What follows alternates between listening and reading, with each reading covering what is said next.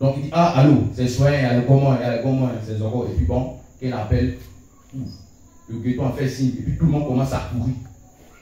Tout le monde commence à courir. Donc lui, il était aussi dans ça. Et il était aussi dealer, les dealers, voilà. Il était camorassien, c'est qu'il vendait du drogue.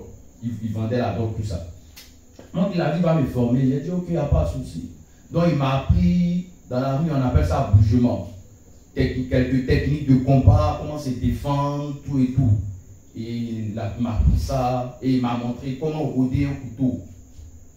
Et j'ai dit, ok, il n'y a pas de souci. Et je suis rentré à la maison. Et là, je me rappelle quand je suis rentré à la maison, ma maman m'avait vu, mes yeux étaient tout rouges. Elle était tout rouge. Elle m'a dit, mais pourquoi tes yeux sont comme ça? Et moi, j'ai dit, mais il y a quoi? La vieille, il y a quoi? Elle m'a dit, mais pourquoi tes yeux sont comme ça? Regarde tes yeux. Tu fumes la drogue? Elle m'avait dit, ouais, moi, et puis bon, je ne sais pas ce que c'est pas. Bon, et là, vous avez les histoires avec moi, Et puis, tout d'un coup, j'ai parlé mal à ma maman. Je lui ai dit, je l'ai injuré. Puis voilà, personne aussi m'a dit, toi, je te maudis. C'est moi qui t'ai mis au monde, mais je te maudis. Je te maudis. Puis bon, moi, ils m'en foutaient. Et puis bon, j'ai commencé à dormir. Maman ne savait pas. J'ai commencé à dormir dans les rues. Donc, je dormais dans un kiosque. Et vous voyez, les kiosques qu'on appelle série là. Les kiosques, bon, il y a des kiosques, on dit, il veut un pot de noir, serré. Voilà, c'est des trucs comme ça, je dormais. Parce que ces personnes aussi sont. Nous, on ne connaît pas serré, tout ça, c'est ça qui m'a dit. Ok. Parce que ces personnes, ils sont en collaboration aussi, voilà, avec les ghettos. Avec les ghettos, les dealers. Oui, les dealers. Les kiosman là. Oui. Les kiosman de serré. Oui, on peut voir les jeunes apprentis Baka. Aujourd'hui, les jeunes, comme vous les voyez en maillot, ils sont transpirés. Un jeune apprenti Baka n'a pas peur de te parler mal parce qu'il se drogue, il se dose. Et c'est serré, les bâtiments. Vous faites 2 pots. Vous faites 2, vous faites 3. Il fait le café noir et met le comprimé dedans. Le comprimé que je prenais, il prend le comprimé dedans. Et puis tu lui dis, hey, c'est un chéqueté aujourd'hui là, bon, il est chaud.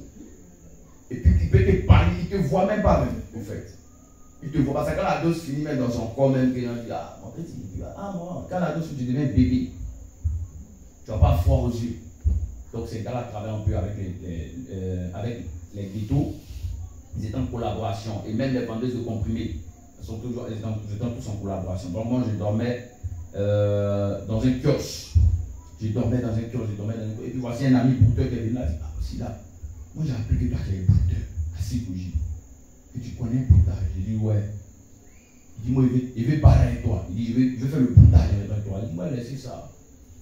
Il dit, moi, il veut bouter avec toi. Donc c'est comme ça, c'est remis ensemble. Et quand c'est remis ensemble, il m'a montré un marabout. Il y avait un monsieur qui appelait mon vieux père. C'est lui qui m'a envoyé à Ouassakara, à l'époque Ouassakara. Et il m'a montré un marabout. Et ce marabout-là, c'est un vieux musulman. Il avait, il ne sait pas comment on dit ça, c'est Adoise, mais dans le film de Moïse, les 10 commandements, la tablette qu'il avait là. Voilà, mais pour eux là, c'est en bois. Et il écrivait avec le chiffre, il écrivait en arabe. Avec ça, il faisait des incantations, tout. Tout ce qu'il faisait, c'était des écritures arabes. Et je lui ai dit, ah, on avait un blanc. Donc je dis, ah, moi je veux le blanc là, pour qu'il m'envoie de l'argent. Il a dit, ok.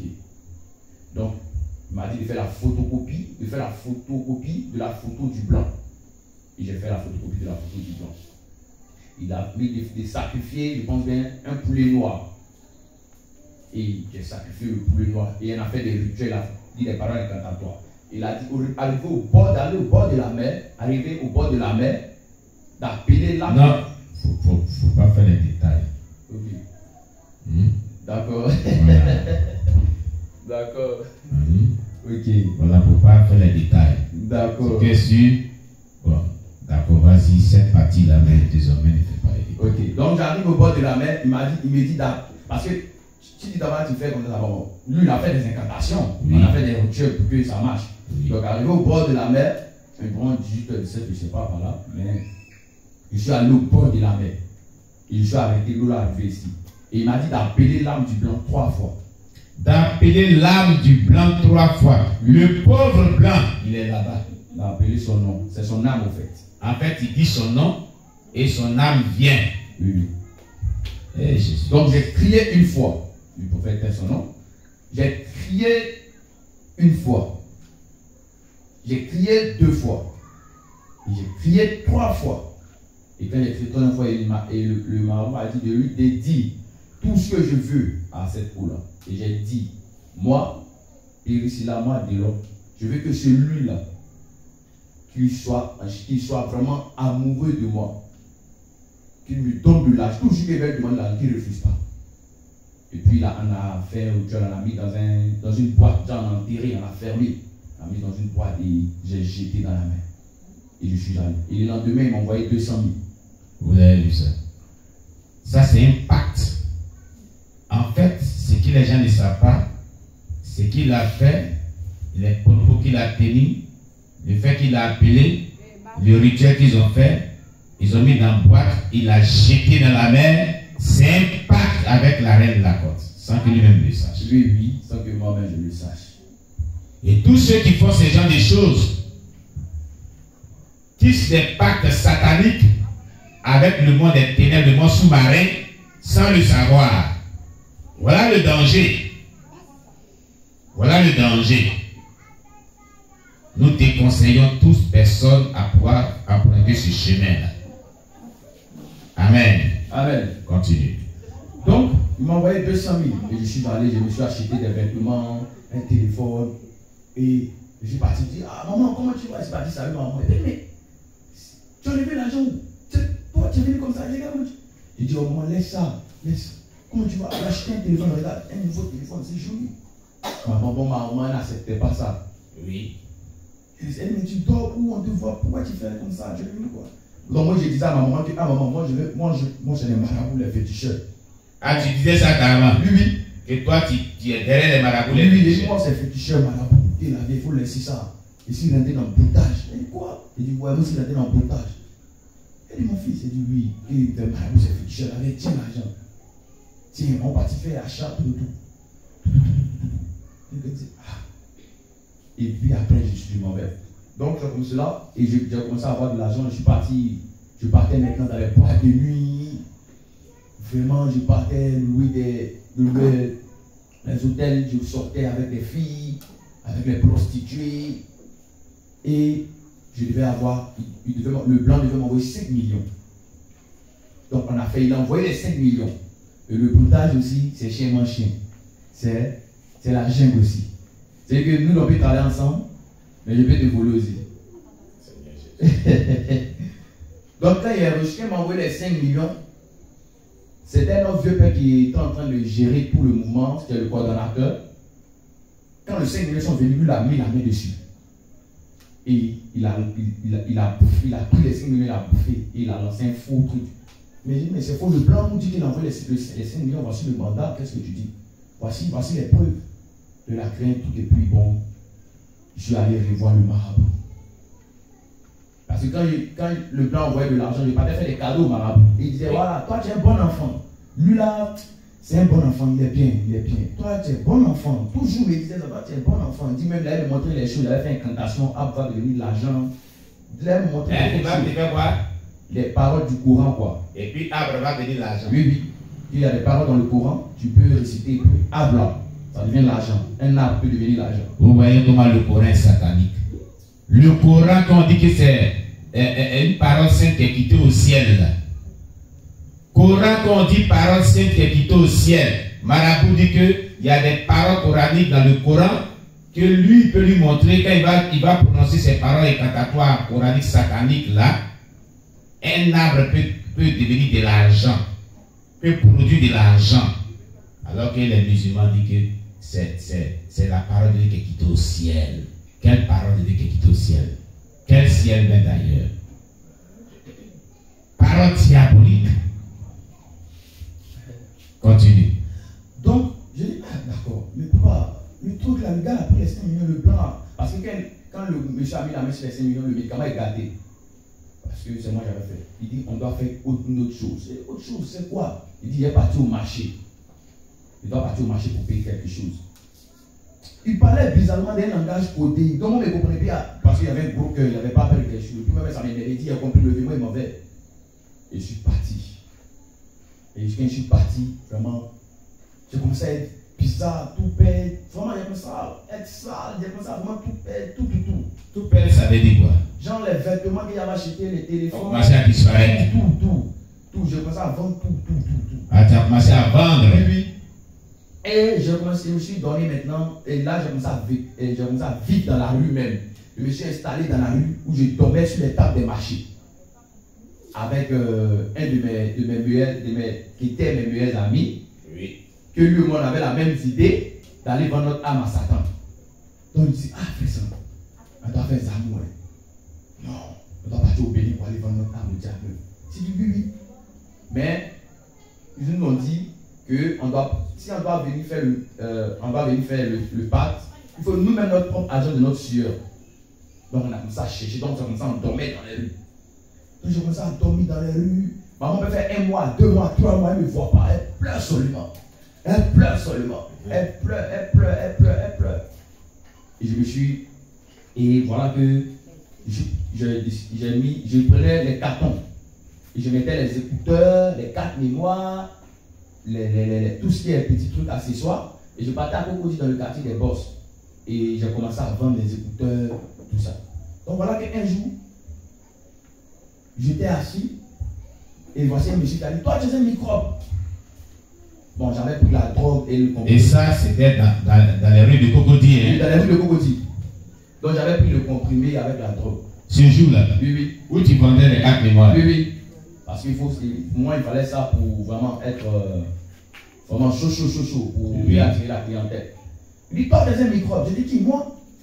Il dit, oui, toi, tu es un microbe. Tu penses qu'il ne te connaît pas? Il a chuté, le carton, tout est versé. Et toi, à ce moment, tu avais pris la drogue? Ah, il avait pris la drogue. Il était vraiment dans un autre état. Dans un autre niveau. Il dit, bon, moi, j'ai pris la drogue, c'était 2. Donc, l'autre m'a donné tous les points. Donc, moi, c'est là qui est cassé sur la tête du monsieur. Ce sont les messieurs, hein. Il est cassé ici, c'est tapé sur sa tête. Cassé sa tête. Et puis, l'autre a cassé la bouteille. Donc, il a cassé la bouteille, il était derrière moi. Et moi, j'ai dit, et puis, les gens ont dit, waouh, il va le tuer. Donc, je tourne, je vois le monsieur, il a la bouteille. Donc, je ne pouvais pas courir, il est derrière. Moi, je ne peux pas courir comme ça. Oui. Donc, j'ai décidé de me retourner, et lui faire face. Et je courais en arrière. Et quand il voulait me piquer, je me suis abaissé, j'ai esquivé. Parce que dans la rue, on a pris un peu assez bas, on a fait le bougement, esquivé. Donc j'ai esquivé, puis je me suis couché, je l'ai renversé dans le sable. Et il avait la bouteille, je vous le dis. Mais je ne sais pas comment ça s'est passé. Jusqu'à voir les gens, c'est mon oreille qui est partie. La bouteille a pris ton oreille. La bouteille a pris mon oreille. C'est-à-dire que le monsieur même pouvait prendre ma gorge, il pouvait piquer dans ma gorge, piquer dans mon ventre. Mais je ne sais pas. Je peux dire, c'est la main de Dieu qui a tapé sa main. Je ne sais pas. Sinon, je ne sais, je n'allais pas m'en sortir là. C'était ma mort.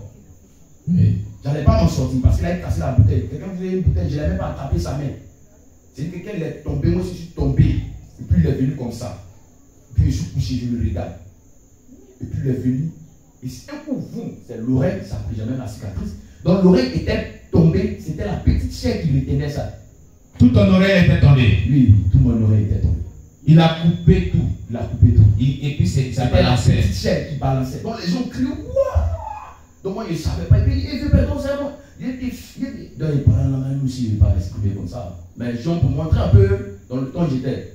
Je vais passer mon temps, je vais passer mon temps. Et puis j'ai fait quand il voit le sang.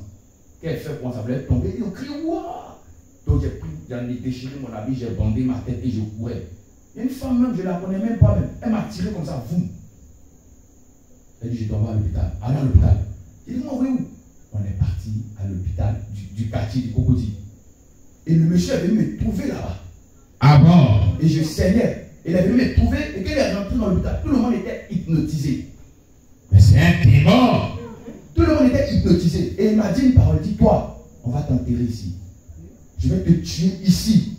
Ton cadavre va rester ici. Tu dois mourir. Et puis je disais, mais attrapez-le, arrêtez-le, monsieur, arrêtez-le, attrapez-le. Docteur, mais tout le monde était hypnotisé. Et personne ne pouvait pas. Et puis, il a fini, il a bien parlé, il a fini, il a dit tout ce qu'il pouvait dire. Et puis c'est là maintenant, un coup la force est venue dans les hommes. Vous, et puis il m'a attrapé.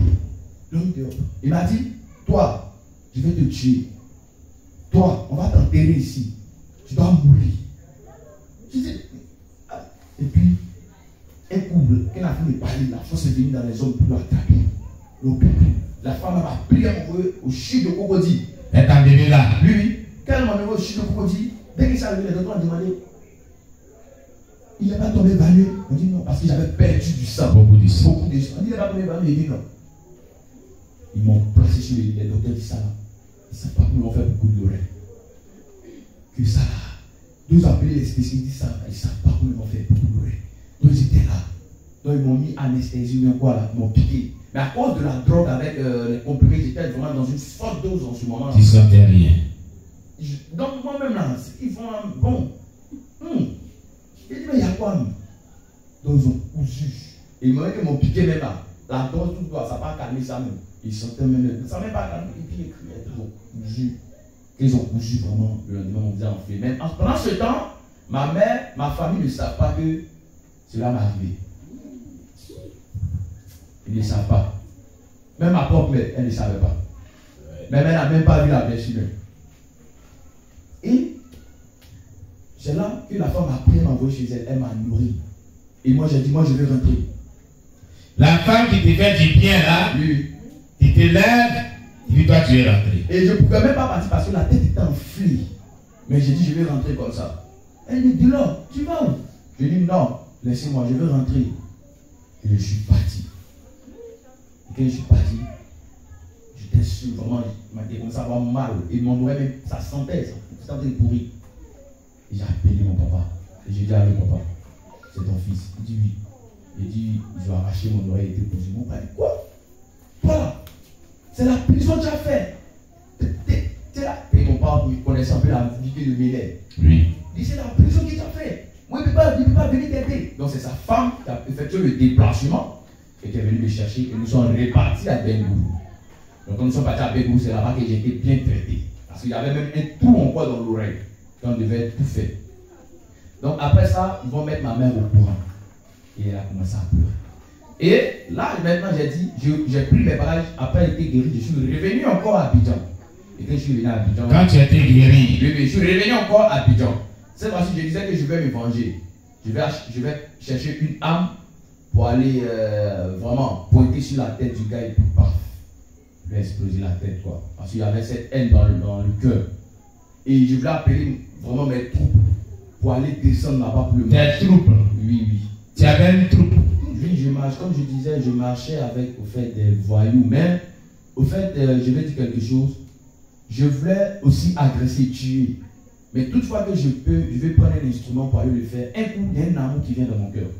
Il y a un amour des hommes. Et je commence à avoir pitié. Quand tu étais là souvent, tu voulais vraiment essayer à tuer les personnes. À piquer aussi. À piquer aussi comme le font les autres dans le gang. Oui, oui. Mais quand tu veux le faire, il y a comme de l'amour, la compassion qui vient dans ton cœur pour les humains.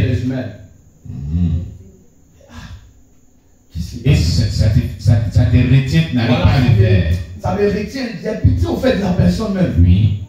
Oh, les autres sont sans pitié. Ils le font. Sans pitié. Oh, Jésus-Christ. Ils sont sans pitié. On est dans la même dose. Ils sont sans pitié et le font la base. Sans remords. Sans remords. Mais comment je vais le faire? Je commence à penser. Et puis je me dis, qu'est-ce qui se passe? Et je laisse. Je dis, mais